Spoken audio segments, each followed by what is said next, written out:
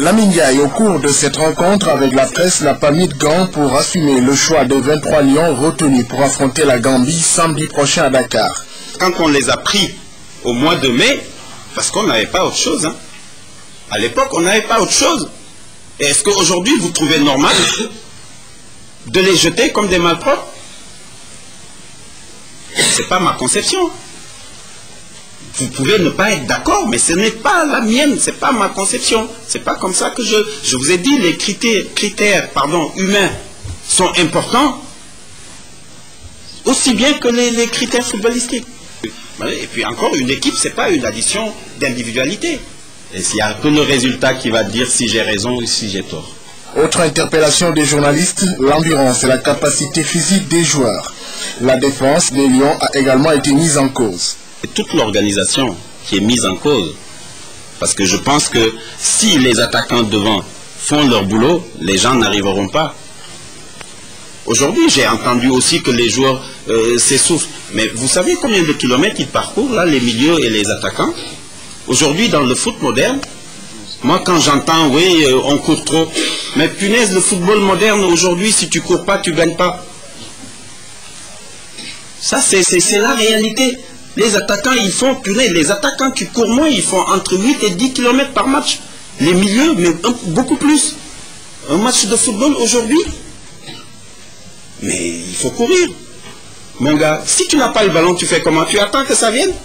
Les joueurs présents à ce point de presse et staff technique se sont engagés à donner le meilleur d'eux-mêmes pour offrir au peuple sénégalais une qualification. Il y a des réunions qui se passent entre les joueurs, qui concernent que les joueurs. Je pense que aussi, par rapport aux jeunes qui viennent d'intégrer le groupe, ils savent qu'après ce match, il n'y a plus de compétition si jamais on ne passe pas jusqu'en 2010 après. Et ça, c'est très important pour nous, les jeunes qui voudront aller, qui veulent faire quelque chose pour cette équipe nationale. On est tous des professionnels. On a l'habitude de matchs de pression, de haute pression, je vais dire. Parce que quand on va jouer devant un stade de 80 000 spectateurs et qu'on arrive avec des jambes en coton, on n'a rien à foutre là-bas.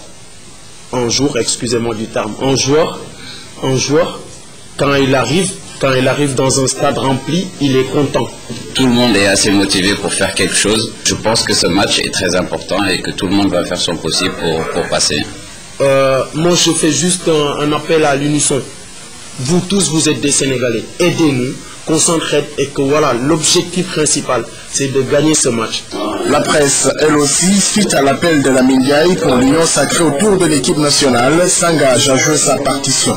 C'est à nous, les journalistes, de voir dans quelle mesure accompagner l'équipe nationale, l'accompagner dans le bon sens et de ne pas essayer de déstabiliser le groupe. Et je pense que, en tout cas, nous inscrivons dans cette démarche-là pour permettre à notre équipe nationale, qui est aujourd'hui la vitrine du Sénégal, de sortir de ce match contre la Gambie victorieuse. Autant que l'entraîneur, on a intérêt à ce que ça marche parce qu'il y a des quotidiens sportifs, il y a des journaux d'information générale qui fonctionnent grâce au sport et au football en particulier. Donc on ne peut qu'être solidaire de cet appel. Mais nous, notre mission a des limites. Nous, on peut juste sensibiliser la population, appeler les joueurs à se faire passer sur le terrain. Mais sur le terrain, ce sont effectivement les joueurs qui sont appelés à se produire. Les Lions s'entraînent ce mardi à la base aérienne de Ouakam. Une deuxième séance ouverte à la presse. Le public est invité à suivre la séance du mercredi au stade Léopold Sédar Senghor.